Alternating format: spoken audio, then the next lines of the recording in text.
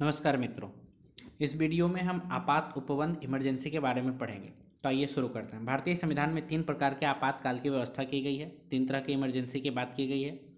पहला जो है वो राष्ट्रीय आपात है, नेशनल इमरजेंसी। राष्ट्रीय आपात को इंग्लिश में कहते हैं नेशनल इमरजेंसी। ये आर्टिकल 352 के तहत लगाया जाता है। नेशनल इमरजेंसी आर्टिकल 352 352 के तहत लगाया जाता है।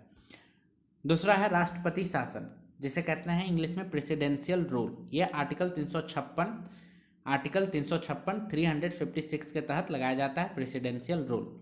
और तीसरा है वित्तीय आपात, जिसे कहते हैं फाइनेंशियल इमरजेंसी। यह आर्टिकल 360 के तहत लगाया जाता है, आर्टिकल 360।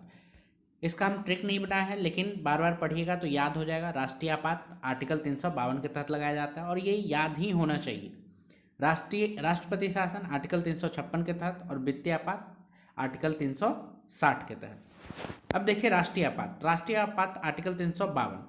इसकी घोषणा निम्नलिखित में से किसी भी आधार पर की जा सकती है राष्ट्रपति के द्वारा। राष्ट्रपति आपात नेशनल इमरजेंसी की घोषणा किसी एक आधार पर की जा सकती है, जिसमें 3 आधार दिया गया है। पहला है युद्ध के आधार पर नेशनल इमरजेंसी लगाया जा सकता है। बाह्य आक्रमण, बाहर के कोई लोग यदि भारत पे आक्रमण कर देते हैं तो उसके आधार पर राष्ट्रपति शासन लगाया जा सकता है। तीसरा है सशस्त्र विद्रोह। यदि अपने ही देश में, भारत में ही कुछ लोगों द्वारा यदि शस्त्र के साथ, बंदूक गोली बारूद के साथ यदि विद्रोह किया जा रहा है तो उस समय राष्ट्रीय आपात की घोषणा की जा सकती है। नेशनल इमरजेंसी की घोषणा की जा सकती है किस आर्टिकल के तहत? आर्टिकल 352 के तहत। राष्ट्रीय आपात की घोषणा राष्ट्रपति मंत्रिमंडल की लिखित सिफारिश पर करता है। राष्ट्रीय आपात की जो घोषणा है वो राष्ट्रपति मंत्रिमंडल की लिखित सिफारिश पर, राष्ट्रपति राष्ट्रीय आपात की घोषणा मंत्रिमंडल की लिखित सिफारिश पर ही करेगा। मंत्रिमंडल जब तक लिखित में नहीं देगा कि राष्ट्रपति इमरजेंसी लगाना चाहिए, तब तक राष्ट्रपति जो है वो इमरजेंसी की घोषणा नहीं करेगा। राष्ट्रीय आपात की उद्घोषणा को न्यायालय में प्रश्नगत किया जा सकता है, और जो इमरजेंसी लगाया जाता है नेशनल इमरजेंसी, उसको न्यायालय में प्रश्नगत किया जा सकता है। मतलब इस पर चर्चा हो सकती है कि इमरजेंसी लगाना जरूरी था, लगाना चाहिए था या नहीं लगाना चाहिए था।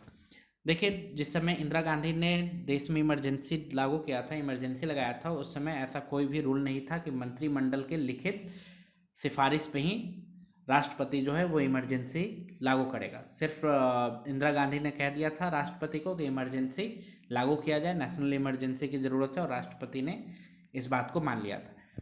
और इसके बाद कांग्रेस के बाद जो सरकार बनी तो उन्होंने इस बात को खास ध्यान रखा कि ऐसा कोई ना हो कि कोई एक व्यक्ति के कहने पे नेशनल इमरजेंसी लागू हो जाए।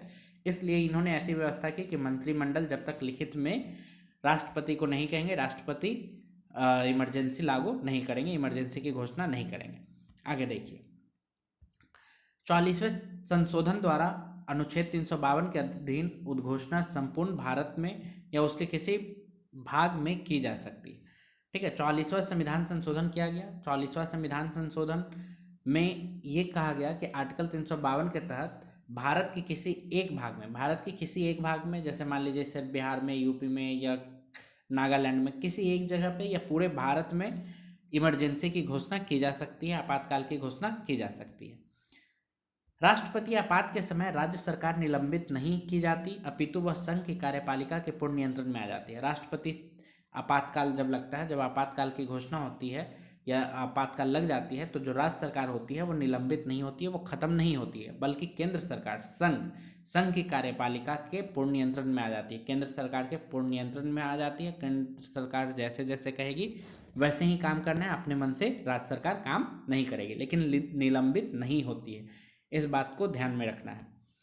राष्ट्रपति द्वारा की गई आपात की घोषणा 1 माह तक प्रवर्तन में रहती है। राष्ट्रपति द्वारा की गई आपात की घोषणा, राष्ट्रपति जैसे ही आपातकाल की घोषणा करता है तो वो 1 महीने तक बना रहेगा, 1 महीने तक बना रहेगा। और यदि इसको और बढ़ाने की ज़रूरत है, 1 महीने से ज़्यादा की ज़रूरत है, तो उसी 1 महीने के अंदर संसद के 2/3 बहुमत से अनुमोदित करना होगा कि राष्ट्रपति शासन बढ़ना चाहिए, राष्ट्रपति शासन सही है, लगना चाहिए। संसद, लोकसभा, राज्यसभा से कितने बहुमत से? 2/3। 2/3 वाला ज़्यादा होता है, साधारण बहुमत से यह अलग है, विशेष बहुमत है। मतलब संसद द्वारा 2/3 बहुमत से राष्ट्रपति ने जो आपातकाल की घोषणा की है उसका अनुमोदन होना आवश्यक है। यदि अनुमोदन हो जाता है तो वह 6 माह तक प्रवर्तन में रहती है। तो राष्ट्रपति द्वारा लगाया गया आपातकाल वो 6 महीना तक बना रहेगा। यदि 1 महीना के अंदर संसद 2/3 बहुमत से अनुमोदित कर देता है राष्ट्रीय आपातकाल को, तो ये 6 महीने तक बना रहेगा। और यदि इससे आगे और की जरूरत है तो संसद को पुनः एक बार 2/3 से फिर से अनुमोदित करना होगा। तो इसी तरीके से 6 महीने करके आगे बढ़ाया जा सकता है राष्ट्रीय आपातकाल को। यदि आपात की उद्घोषणा तब की जाती है जब लोकसभा का विघटन हो गया हो या लोकसभा का विघटन 1 माह के अंतर्गत आपात उद्घोषणा का अनुमोदन किए बिना हो जाता है, तो आपात उद्घोषणा लोकसभा के प्रथम बैठक के तारीख से 30 दिन के अंदर अनुमोदित होनी चाहिए, अन्यथा 30 दिन बाद यह प्रवर्तन में नहीं रहेगा। देखिए, कहता है कि यदि आपात की उद्घोषणा तब की जाती है, आपातकाल की उद्घोषणा तब की जाती है जब लोकसभा का विघटन हो गया हो। लोकसभा का क्या हो गया हो? विघटन हो गया। तो मान लीजिए कि लोकसभा का विघटन हो गया और उसके बाद आपातकाल की घोषणा की गई है। विघटन कहने का मतलब, मान लीजिए कुछ ऐसी स्थिति बनी कि जो राष्ट्रपति है वो लोकसभा का विघटन कर देते हैं, उनका कार्यकाल पूरा होने से पहले उसे विघटित कर दिया जाता है, और विघटित करने के बाद भी देश को चलाने के लिए एक सरकार मौजूद होती है। राष्ट्रपति जिनकी पहले सरकार होती है उन्हीं को कहता है कि आप कुछ समय तक के लिए सरकार के कामकाज को देखिए। तो जो विघटित हो चुका है लोकसभा, और उस दौरान कुछ ऐसी स्थिति उत्पन्न हो जाती है जिससे कि राष्ट्रपति शासन लगाना जरूरी पड़ जाता है। तो राष्ट्रपति यदि शासन लग जाता है लेकिन लोकसभा तो चल नहीं रहा है, अब लोकसभा चल नहीं रहा है, तो 2/3 बहुमत से अनुमोदित कौन करेगा? 2/3 बहुमत से अनुमोदित कौन करेगा? तो इसलिए कहा गया है कि जैसे ही लोकसभा की प्रथम बैठक होगी तो प्रथम बैठक की तारीख से 30 दिन के अंदर अनुमोदित होनी चाहिए। ठीक है, अब लोकसभा का चुनाव होगा, बैठेगा उसके बाद ना। अब देखिए, या लोकसभा का विघटन 1 माह के अंतर्गत आपात उद्घोषणा का अनुमोदन किए बिना हो जाता है। मान लीजिए कि लोकसभा का जो विघटन है वो 1 महीने के अंदर आपात की उद्घोषणा के अनुमोदन किए बिना ही हो जाता है, मतलब कि उसने अनुमोदन नहीं किया और लोकसभा का क्या हो गया? विघटन हो गया। तो इस स्थिति में क्या होना चाहिए कि लोकसभा की प्रथम बैठक जैसे ही होगी उस तारीख से 30 दिन के अंदर अनुमोदित होना चाहिए, अन्यथा 30 दिन के बाद यह प्रवर्तन में नहीं रहेगा। राष्ट्रीय आपातकाल जो है, यदि अनुमोदन 30 दिन के अंदर नहीं होता है तो 30 दिन के बाद राष्ट्रीय आपातकाल लागू नहीं रहेगा। आगे देखिए, यदि लोकसभा साधारण बहुमत से आपात उद्घोषणा को वापस लेने का प्रस्ताव पारित कर देती है तो राष्ट्रपति को उद्घोषणा वापस लेनी पड़ती है। यदि लोकसभा जो है वो साधारण बहुमत समझते हैं 50% + 1। यदि लोकसभा जो है वो साधारण बहुमत से आपात उद्घोषणा को वापस लेने का प्रस्ताव पारित कर देता है कि जो आपातकाल है इसको वापस लिया जाए, तो राष्ट्रपति जो है वो आपातकाल को वापस ले लेगा, आपातकाल को खत्म कर देगा। आपात उद्घोषणा पर विचार करने के लिए लोकसभा का विशेष अधिवेशन तब आहूत किया जा सकता है जब लोकसभा के कुल सदस्य संख्या के 1/10 सदस्यों द्वारा लिखित सूचना लोकसभा अध्यक्ष को जब सत्र चल रहा हो या राष्ट्रपति को जब सत्र नहीं चल रहा हो दी जाती है। देखिए, आपातकाल की उद्घोषणा पर विचार करने के लिए, जो आपातकाल लगाया गया है उस पर विचार करने के लिए यदि लोकसभा के विशेष अधिवेशन बुलाया जा सकता है, मतलब कि आपातकाल को पे विचार करने के लिए लोकसभा का विशेष अधिवेशन बुलाया जा सकता है। कब? जब लोकसभा के कुल सदस्य संख्या का 1/10, जो लोकसभा का कुल सदस्य संख्या उसका 1/10, तो अभी कितना है? 545। तो 545 का 1/10 कितना हो जाएगा? 55 के करीब हो जाएगा, 55। मतलब यदि लोकसभा के 55 सदस्य जो हैं, यदि सत्र चल रहा है तो अध्यक्ष को देना है, लोकसभा के अध्यक्ष को ये देता है कि हम आपातकाल पे चर्चा करना चाहते हैं, विचार करना चाहते हैं, तो उसके लिए लोकसभा जो है वो लोकसभा का जो अध्यक्ष है वो विचार करने के लिए, बहस करने के लिए अनुमति देगा। यदि लोकसभा का सत्र नहीं चल रहा है तो ये जो 55 सदस्य हैं, यदि ये राष्ट्रपति को प्रस्ताव सौंपते हैं कि हम आपातकाल पे विचार करना चाहते हैं, तो विशेष बैठक, विशेष अधिवेशन की व्यवस्था की जाएगी लोकसभा की, और वहाँ पे सभी मेंबर जाकर के इस पे चर्चा करेंगे कि आपातकाल लगना चाहिए या नहीं लगना चाहिए। आगे देखिए, लोकसभा अध्यक्ष या राष्ट्रपति सूचना प्राप्ति के 14 दिन के अंदर लोकसभा का विशेष अधिवेशन आहूत करते हैं। लोकसभा का अध्यक्ष या राष्ट्रपति जैसे ही सूचना मिलता है तो वो 14 दिन के अंदर लोकसभा का विशेष अधिवेशन आहूत करेंगे, लोकसभा का विशेष अधिवेशन बुलाएंगे। आपातकाल की उद्घोषणा के प्रभाव, आपातकाल यदि लग जाता है, इमरजेंसी आ जाता है, तो इसके क्या क्या प्रभाव पड़ते हैं वो देखिए।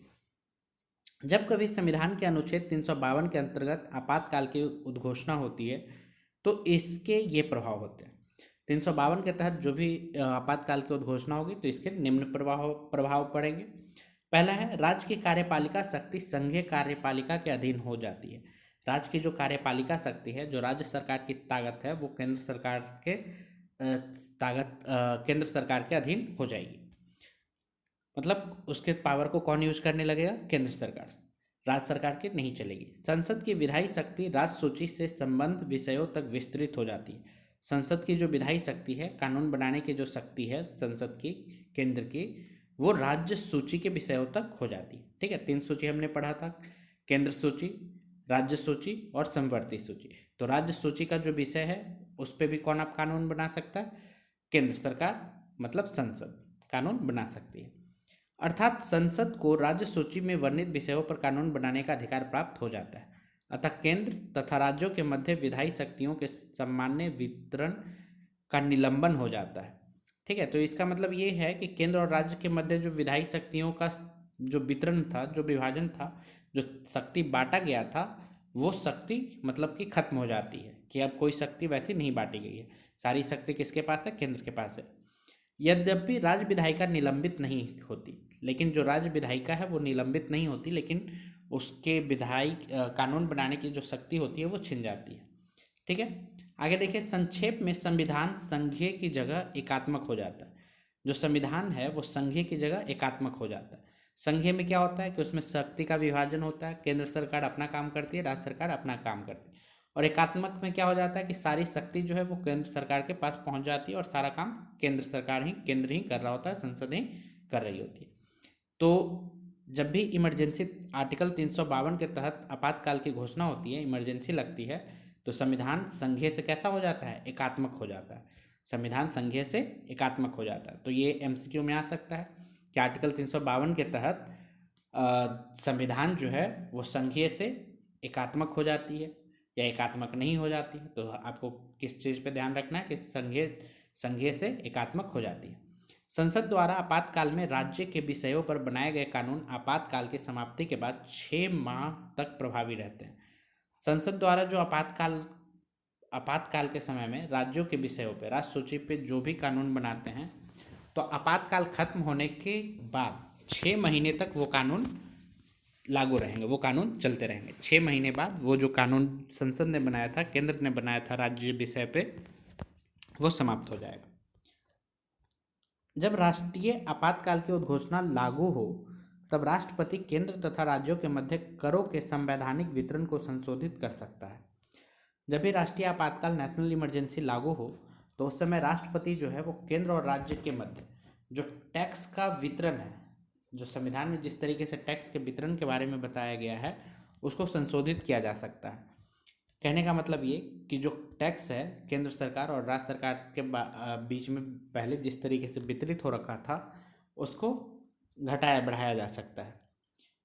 इसका तात्पर्य यह है कि राष्ट्रपति केंद्र से राज्यों को दिए जाने वाले धन को कम अथवा समाप्त कर सकता है। ठीक है, तो इसका मतलब क्या हो कि जो केंद्र है वो राज्यों को जो धन देती है उसको कम कर सकती है या बिल्कुल ही समाप्त कर सकती है। ऐसे संशोधन उस वित्तीय वर्ष की समाप्ति तक जारी रहेगा जिसमें आपातकाल समाप्त होता है। और ये जो संशोधन है वो उस वित्त वर्ष तक, उस फाइनेंशियल ईयर तक जारी रहेगा जब तक वो जो आपातकाल है वो समाप्त नहीं होता। आपातकाल समाप्त होने के उस फाइनेंशियल ईयर तक जारी रहेगा ये संशोधन। आगे देखिए, राष्ट्रीय आपातकाल की स्थिति में लोकसभा का कार्यकाल इसके सामान्य कार्यकाल 5 वर्ष से आगे संसद द्वारा विधि बनाकर एक समय में 1 वर्ष के लिए कितने भी समय तक बढ़ाया जा सकता है। यहाँ से बार बार क्वेश्चन पूछा जाता है, इसलिए ध्यान रखिएगा कि राष्ट्रीय आपातकाल के दौरान जो लोकसभा का कार्यकाल सामान्यतः होता है 5 वर्ष का, उसको बढ़ाया जा सकता है। उसको लोकसभा का जो कार्यकाल 5 साल का है उसको बढ़ाया जा सकता है और एक समय में सिर्फ 1 वर्ष के लिए बढ़ाया जा सकता है। एक समय में सिर्फ एक वर्ष के लिए बढ़ाया जा सकता है, और ये कितने भी समय तक चल सकता है, मतलब एक एक समय करके एक एक वर्ष के लिए कितनी बार भी बढ़ाया जा सकता है। किंतु यह विस्तार आपातकाल के समाप्ति के बाद 6 महीने से ज़्यादा नहीं हो सकता। लेकिन जैसे ही आपातकाल समाप्त होता है तो उसके बाद ये 6 महीने से ज़्यादा नहीं होगा। 6 महीने के बाद जो लोकसभा है उसका चुनाव कराना होगा। 6 महीने के बाद लोकसभा का विघटन हो जाएगा। उदाहरण के लिए 5वीं लोकसभा 1971 से 1977 का कार्यकाल 2 बार एक समय में एक वर्ष के लिए बढ़ाया गया। ठीक है, तो जिसमें इंदिरा गांधी थी वहाँ जब इमरजेंसी लगाया गया था तो उस समय जो लोकसभा चला 1971 से 1977 तक, उसमें 2 बार एक एक समय में एक वर्ष के लिए बढ़ाया गया। मतलब कि एक समय में एक वर्ष के लिए बढ़ाया, फिर एक अगली बार एक वर्ष के लिए बढ़ाया गया। अनुच्छेद 358 और 359 राष्ट्रीय आपातकाल में मूल अधिकारों पर प्रभाव का वर्णन करते हैं। देखिए ये आर्टिकल जो है ये भी मोस्ट इंपॉर्टेंट है, आर्टिकल 358 एंड आर्टिकल 359, 358 आर्टिकल और 359 आर्टिकल। जब राष्ट्रीय आपातकाल लागू रहता है तो उस स्थिति में आर्टिकल 358 और 359 जो है ये मूल अधिकारों पे कुछ प्रभाव डालता है, जो हमारा फंडामेंटल राइट है उस पर प्रभाव डालता है। तो देखते हैं क्या प्रभाव डालता है। आर्टिकल 358 आर्टिकल 19 द्वारा दिए गए मूल अधिकारों के निलंबन से संबंधित है। तो आर्टिकल 358 जो है वो आर्टिकल 19 में जितने भी छः मूल अधिकार दिए गए हैं उसको समाप्त कर देता है, उसका निलंबन कर देता है, उसको समाप्त कर देता है। कौन कर देता है? आर्टिकल 358 किस आर्टिकल को समाप्त कर देता है? आर्टिकल 19 को, जिसमें फंडामेंटल राइट दिया गया। कब? नेशनल इमरजेंसी के समय। जबकि अनुच्छेद 359 जो है, आर्टिकल 359 जो है ये अन्य मूल अधिकारों के निलंबन से संबंधित है। ठीक है, आर्टिकल 359 जो है अन्य मूल अधिकारों को निलंबित करता है, समाप्त करता है। लेकिन 358 जो है वो किसको करता है? आर्टिकल 19 को। ठीक है, जो स्वतंत्रता वाला है उसको समाप्त करता है। अब इसमें देखिए जो 359 है ये अन्य मूलाधिकारों को खत्म करता है सिवाय आर्टिकल 20 और 21 को छोड़ करके। आर्टिकल 20 और 21 जो है ये भी हमारा फंडामेंटल राइट है, मूलाधिकार है। 20 और 21 को छोड़ करके बाकी दूसरे आर्टिकल को समाप्त कर सकता है आर्टिकल 359।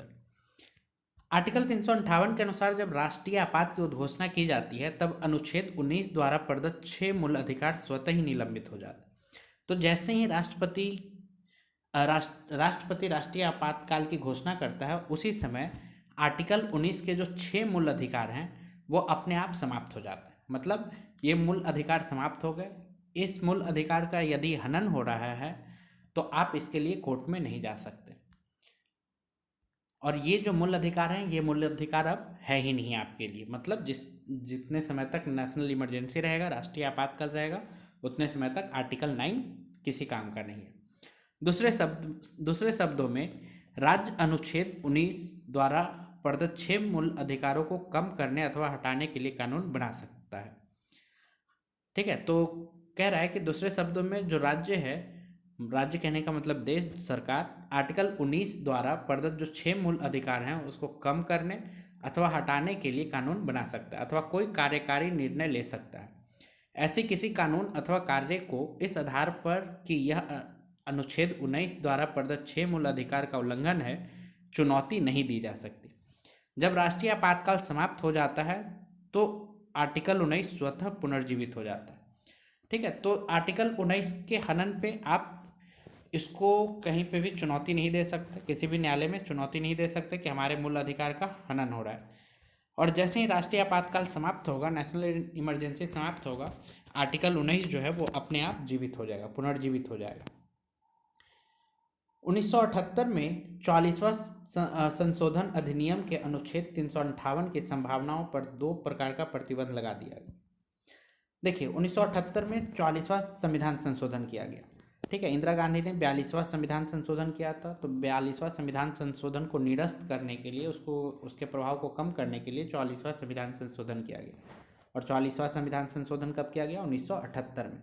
तो इस चीज़ को याद रखना है कि 1978 में और 42वां जो था 1976 में हुआ था, और 44वां जो है 1978 में हुआ। तो 1978 में 44वां संशोधन अधिनियम ने जो आर्टिकल 358 है इसके संभावनाओं पर, मतलब कि इसकी जो ताकत है उस पर थोड़ा सा प्रतिबंध लगाया।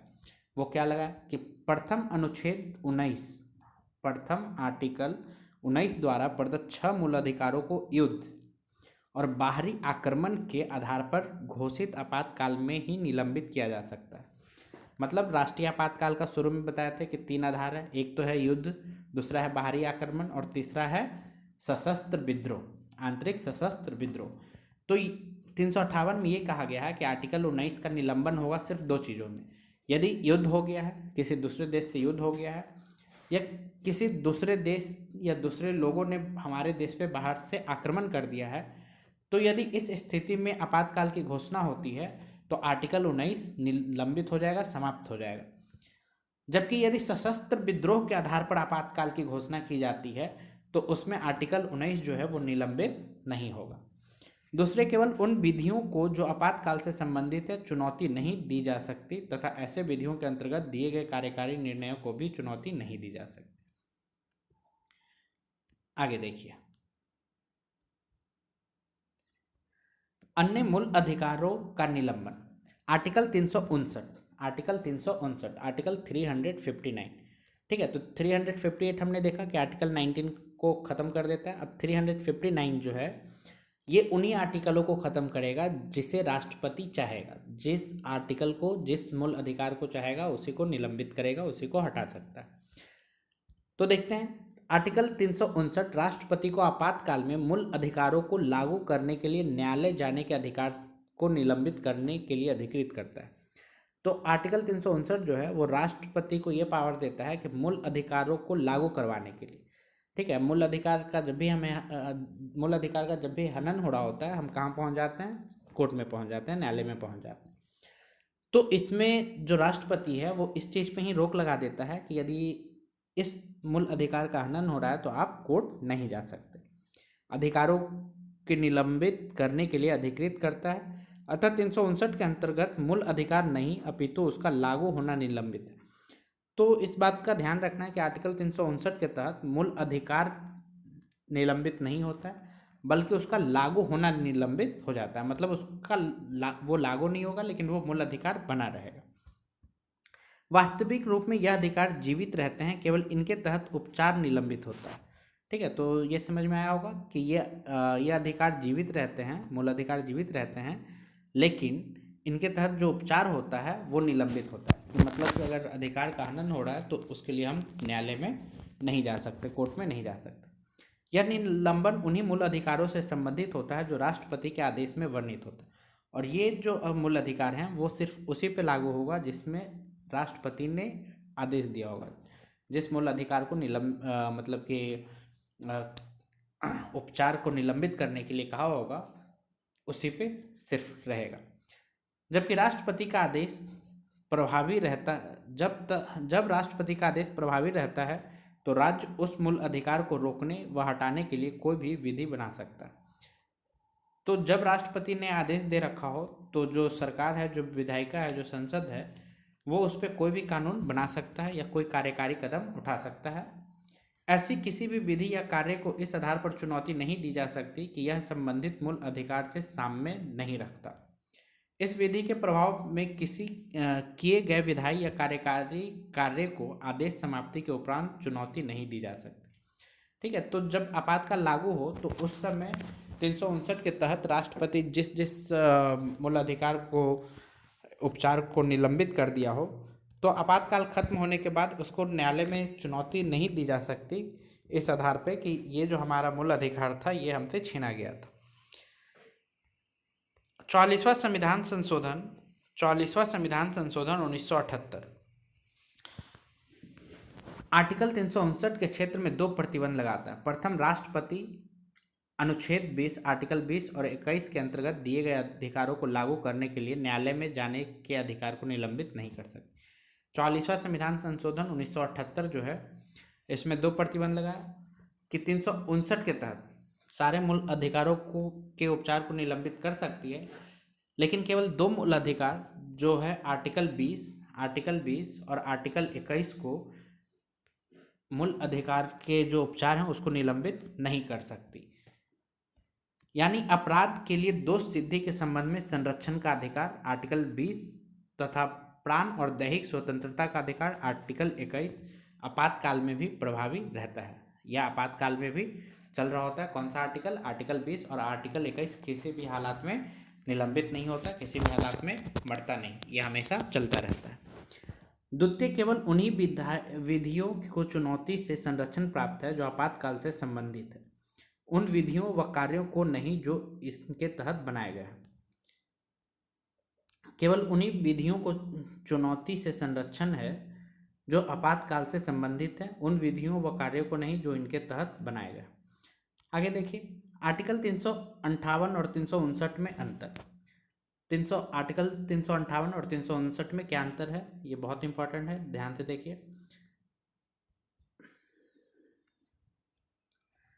आर्टिकल 358 केवल आर्टिकल 19 के अंतर्गत मूल अधिकारों से संबंधित है। ठीक है, आर्टिकल 358 जो है आर्टिकल 19 के अंतर्गत जो भी मूल अधिकार मिले हैं उससे संबंधित है, जबकि आर्टिकल 359 उन सभी मूल अधिकारों से संबंधित है जिनका राष्ट्रपति के आदेश द्वारा निलंबन हो जाता है। आर्टिकल 359 के तहत राष्ट्रपति जिन भी अधिकारों का निलंबन करते हैं उन सब से संबंधित है, और 358 जो है वो सिर्फ और सिर्फ आर्टिकल 19 से संबंधित है। दूसरा है कि आर्टिकल 358 स्वतः ही आपातकाल की घोषणा होने पर आर्टिकल 19 के अंतर्गत के मूल अधिकारों का निलंबन कर देता है। जैसे ही आपातकाल की घोषणा होता है तो आर्टिकल 358 जो है वो अपने आप आर्टिकल 19 को खत्म कर देता है, मार देता है। दूसरी ओर आर्टिकल 359 मूल अधिकारों का निलंबन स्वतः नहीं करता। आर्टिकल 359 जो है वो मूल अधिकारों का निलंबन मतलब कि उसको खुद नहीं मारता, बल्कि राष्ट्रपति को शक्ति देता है कि वह मूल अधिकारों के निलंबन को लागू करे। बल्कि राष्ट्रपति को यह ताकत देता है कि वो जिस भी मूल अधिकार को निलंबित करना चाहता है उसको निलंबित कर दे। कौन? आर्टिकल 359। आर्टिकल 358 केवल बाह्य आपातकाल, जब युद्ध या बाहरी आक्रमण के आधार पर आपातकाल घोषित हो, में लागू होता है। आर्टिकल 359 वाला जो 358 जो है वो तभी लागू होता है जब युद्ध या बाहरी आक्रमण के आधार पर आपातकाल की घोषणा हुआ है, तभी 358 के तहत आर्टिकल 19 निलंबित होता है, न कि आंतरिक आपातकाल। यदि आंतरिक आपातकाल लागू किया गया है, देश के अंदर सशस्त्र विद्रोह के कारण आपातकाल लगाया गया है, तो आर्टिकल 19 निलंबित नहीं होगा। दूसरी ओर आर्टिकल 359 बाह्य तथा आंतरिक दोनों आपातकाल में लागू होता है।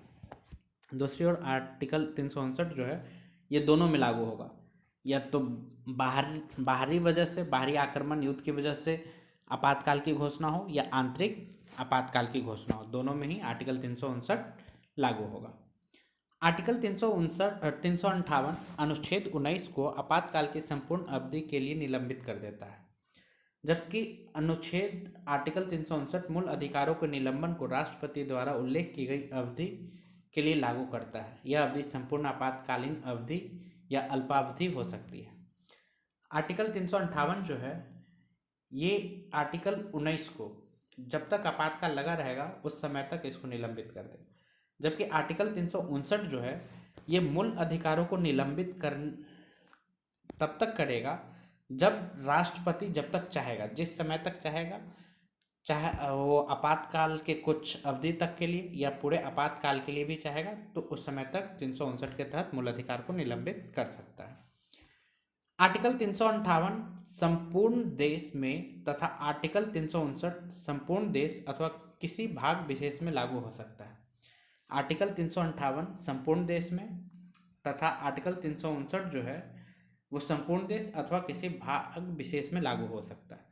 आर्टिकल 58 जो है ये पूरे देश में लागू होगा, ठीक है। वहीं जो 359 है ये संपूर्ण देश में अथवा किसी भाग में लागू किया जा सकता है। आर्टिकल 358 आर्टिकल 19 को पूर्ण रूप से निलंबित कर देता है, जबकि आर्टिकल 359 आर्टिकल 19 और 20 के निलंबन को लागू नहीं करता है।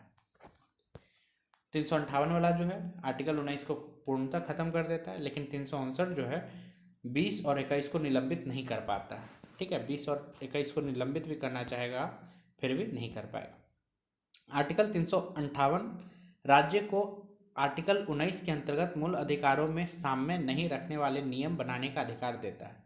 मतलब आर्टिकल 19 में जो भी मूल अधिकार के हनन हो सकते हैं उससे भी रिलेटेड कानून बनाने का अधिकार दे देता है सरकार को, विधायिका को, आर्टिकल 358। जबकि आर्टिकल 359 केवल उन्हीं मूल अधिकारों के संबंध में ऐसा कार्य करने का अधिकार देता है जिन्हें राष्ट्रपति के आदेश द्वारा निलंबित किया गया है। आर्टिकल 352 के अधीन बाह्य आक्रमण के आधार पर आपात की प्रथम घोषणा चीनी आक्रमण के समय 26 अक्टूबर 1962 ईस्वी को की गई थी। यह उद्घोषणा 10 जनवरी 1968 को वापस ले ली गई।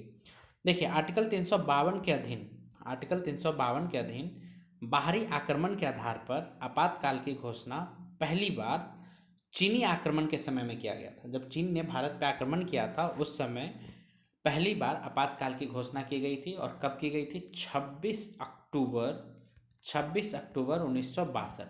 26 अक्टूबर 1900। तो देखिए, ये डेट याद रखने का ट्रिक ये है कि आपको वर्ष तो याद रहेगा ही कि 1962 में चीन ने भारत पर आक्रमण किया था। तो यदि हम इसको पलट दें 62 को, तो ये देखिए 26 हो गया, 26 अक्टूबर, ऑक्टो मतलब कि कोई ऑप्शन, ओ से ऑप्शन, कोई ऑप्शन ही नहीं बचा था, आपातकाल लागू ही करना पड़ता। तो इस तरीके से हम याद रख सकते हैं कि 26 अक्टूबर 1962 को प्रथम बार आपातकाल की घोषणा की गई थी। यह जो घोषणा थी ये 10 जनवरी 1968 को वापस लिया गया, यानी 6 साल बाद 10 जनवरी 1968 को ये जो आपातकाल की घोषणा थी इसे वापस लिया गया। तो देखिए, ये 10 जनवरी, ये मुझे ऐसे याद रह जाता है, ये जो जे है, ये जे ऐसे घूम करके ये 10 बन जाता है, पता नहीं कैसे ये घूम गया तो 10 हो गया। ये देखिए, ये जे है, ये घूम गया तो ऐसे 10 हो गया। तो 10 जनवरी 1968। तो इस तरीके से आपको याद रखना है कि 26 अक्टूबर 1962 को आपातकाल की घोषणा की गई प्रथम बार, और यही 10 जनवरी 1968 को यह घोषणा वापस ले ली गई, मतलब आपातकाल खत्म कर दिया। देखिए, अक्टूबर ये 10वां महीना और ये 10 तारीख है ना, तो ऐसे भी याद रख सकते हैं, जिस भी तरीके से याद हो, बस याद होना चाहिए, याद रखिए। दूसरी बार आपात की उद्घोषणा 3 दिसंबर 1971 ईस्वी को पाकिस्तान से युद्ध के समय की गई, बाह्य आक्रमण के आधार पर। ठीक है, तो दूसरी बार जो आपातकाल की घोषणा की गई वो 3 दिसंबर 1971, 3 दिसंबर, ठीक है, 3 दिसंबर 1971, 71 का युद्ध याद रहता है लोगों को, पाकिस्तान के साथ हुआ था। और 3 दिसंबर, ठीक है, इसको किसी तरीके से याद रखिए, 3 दिसंबर, ठीक है, 3 दिसंबर, 3 दिसंबर को आपातकाल की घोषणा की गई थी। और किस आधार पे?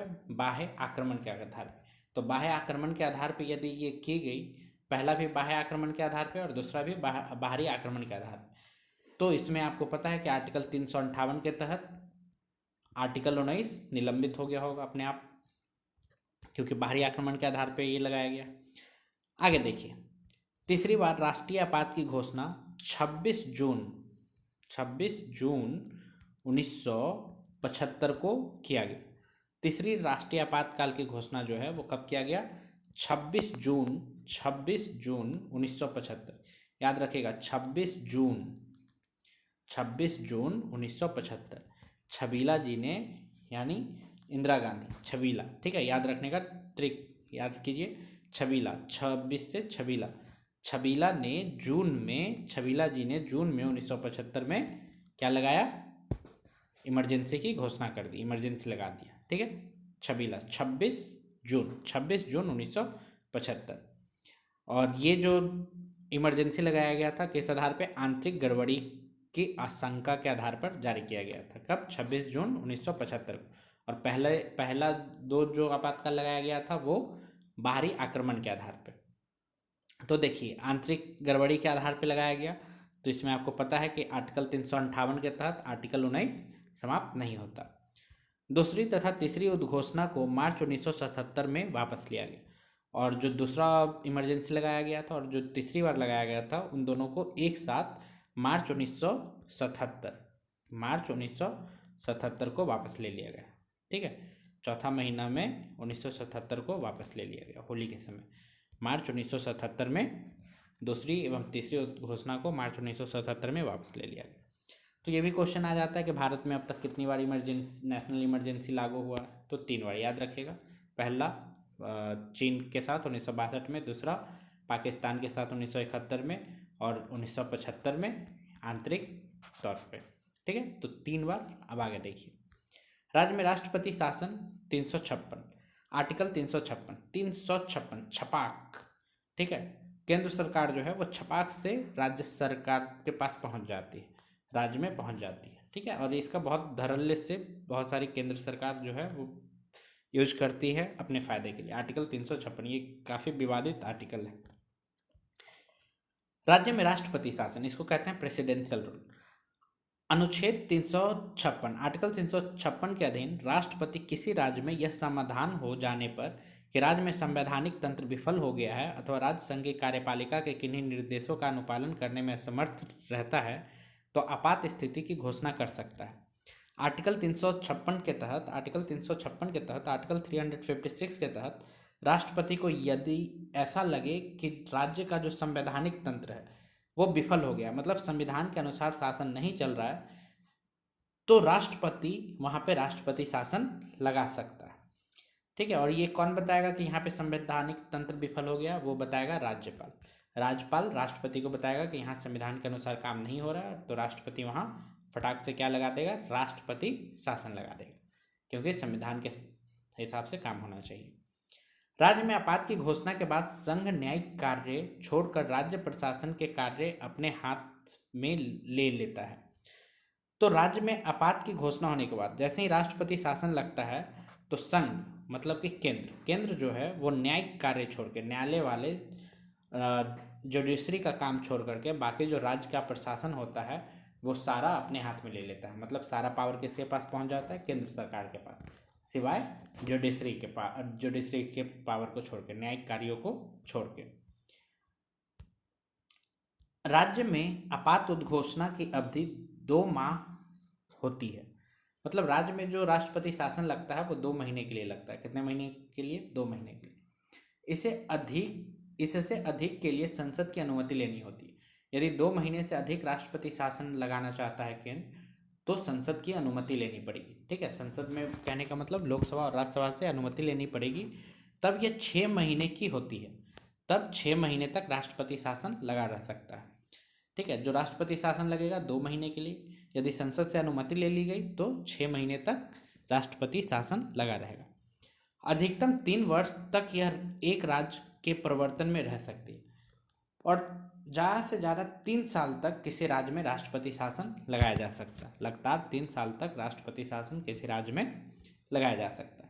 इससे अधिक के लिए संविधान में संशोधन करना पड़ेगा, और इससे अधिक यदि राष्ट्रपति शासन लगाना चाहता है तो इसके लिए क्या करना होगा? संविधान में संशोधन करना पड़ेगा।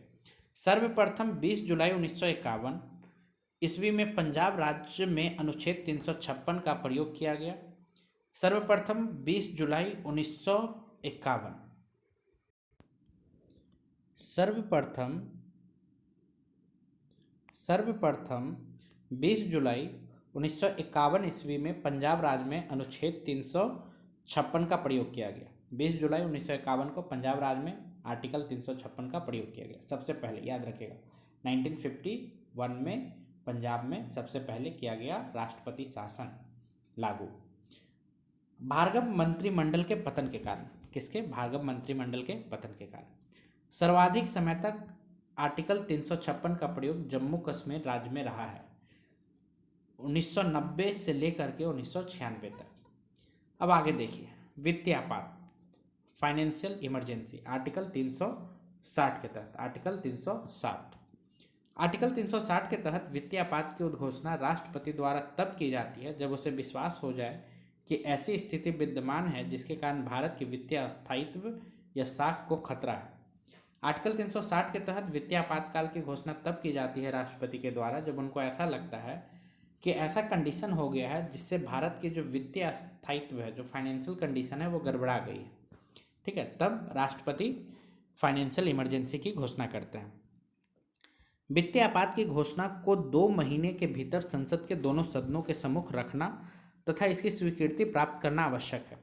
जो फाइनेंशियल इमरजेंसी है इसको 2 महीने के भीतर संसद के दोनों सदनों के समक्ष, लोकसभा राज्यसभा के समक्ष रखना होता है और वहाँ से स्वीकृति प्राप्त करना होता है कि हाँ आप फाइनेंशियल इमरजेंसी को लागू कर सकते हैं। 2 महीने के भीतर मतलब 2 महीने के भीतर यदि दोनों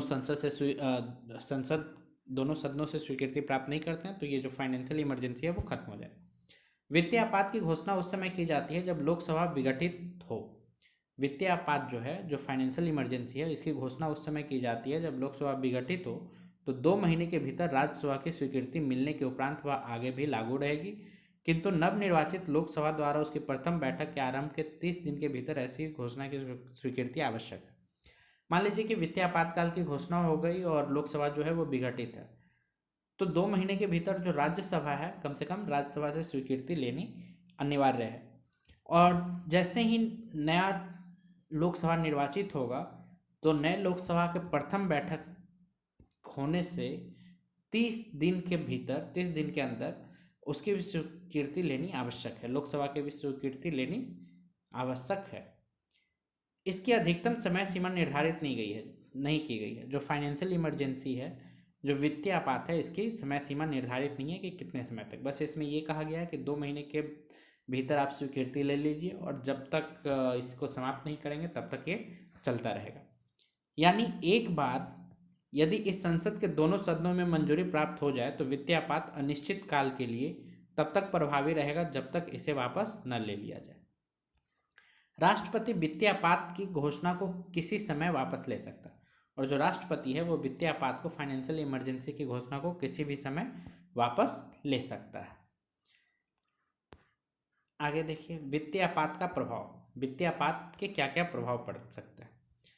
पहला, उच्चतम न्यायालय, उच्च न्यायालय के न्यायाधीशों और संघ तथा राज्य सरकार के अधिकारियों के वेतन में कमी की जा सकती है। यदि वित्तीय आपात का लागू हो जाता है तो सुप्रीम कोर्ट के जो भी जज हैं, हाई कोर्ट के जो जज हैं, संघ, केंद्र तथा राज्य सरकार के जो अधिकारी हैं, उनके वेतन में कमी की जा सकती है, उनका वेतन घटाया जा सकता है, उनका सैलरी कम किया जा सकता है। राष्ट्रपति आर्थिक दृष्टि से किसी भी राज्य सरकार को निर्देश दे सकता है। राष्ट्रपति जो है वो आर्थिक दृष्टि से किसी भी राज्य सरकार को निर्देश दे सकती है कि आपको इस तरीके से काम करना है या आप ज़्यादा पैसे यहाँ पे खर्च नहीं कर सकते, ऐसा नहीं कर सकते। राष्ट्रपति के अनुसार पैसों का प्रबंधन करना होगा राज्य सरकार को। राष्ट्रपति को यह अधिकार प्राप्त हो जाता है कि वह राज्य सरकारों को यह निर्देश दे कि राज्य के समस्त वित्तीय विधेयक उसकी स्वीकृति से विधानसभा में प्रस्तुत किए जाएंगे। वित्तीय आपातकाल लागू होने के बाद राष्ट्रपति को यह अधिकार प्राप्त हो जाता है कि वह राज्य सरकार को यह निर्देश दे, राज्य सरकार को यह कहे कि राज्य के समस्त वित्तीय विधेयक, राज्य के जितने भी वित्तीय विधेयक हैं, मनी बिल हैं, वो राष्ट्रपति की स्वीकृति से ही विधानसभा में प्रस्तुत किए जाएंगे। राष्ट्रपति केंद्र तथा राज्यों में धन संबंधी विभाजन के प्रावधानों में आवश्यक संशोधन कर सकता है। जो राष्ट्रपति है वो केंद्र और राज्यों के बीच में जो धन का विभाजन किया जाता है जिस तरीके से, उसमें संशोधन कर सकता है जो भी जरूरी है। तो इस तरीके से वित्तीय आपातकाल भी खत्म हो गया। तो हमने तीनों आपातकाल पढ़ लिया। अब थोड़ा सा ये देख लीजिए कि शपथ एवं त्यागपत्र, शपथ कौन दिलवाता है और त्यागपत्र किसको देना होता है। राष्ट्रपति को शपथ कौन दिलवाता है, मुख्य न्यायाधीश। और राष्ट्रपति यदि त्यागपत्र देना चाहे तो किसे दे सकता है, उपराष्ट्रपति को। उपराष्ट्रपति को शपथ कौन दिलवाता है, राष्ट्रपति। याद रखने की बात है कि उपराष्ट्रपति को शपथ कौन, राष्ट्रपति दिलवाता है। और उपराष्ट्रपति यदि त्यागपत्र देना चाहे तो किसको देगा, राष्ट्रपति को। राज्यपाल को शपथ कौन दिलवाता है, तो राज्य उच्च न्यायालय के मुख्य न्यायाधीश, ठीक है। स्टेट के जो हाई कोर्ट के मुख्य न्यायाधीश होते हैं वो राज्यपाल को शपथ दिलवाता है। राज्यपाल यदि त्यागपत्र देना चाहे तो किसको देगा, राष्ट्रपति को देगा, क्योंकि नियुक्त कौन किया था, राष्ट्रपति। मुख्य न्यायाधीश को शपथ कौन दिलवाता है, राष्ट्रपति। और मुख्य न्यायाधीश यदि त्यागपत्र देना चाहे तो किसे देगा, राष्ट्रपति को। प्रधानमंत्री को शपथ कौन दिलवाता है, राष्ट्रपति। प्रधानमंत्री को शपथ कौन दिलवाता है, राष्ट्रपति। प्रधानमंत्री यदि त्यागपत्र देना चाहे तो किसको देगा, राष्ट्रपति को। लोकसभा अध्यक्ष शपथ नहीं लेता, और लोकसभा अध्यक्ष यदि त्यागपत्र देना चाहेगा तो किसे देगा? उपाध्यक्ष को। तो आज के लिए इस वीडियो में इतना ही। Thank you. लाइक करें, सब्सक्राइब करें एंड शेयर करें।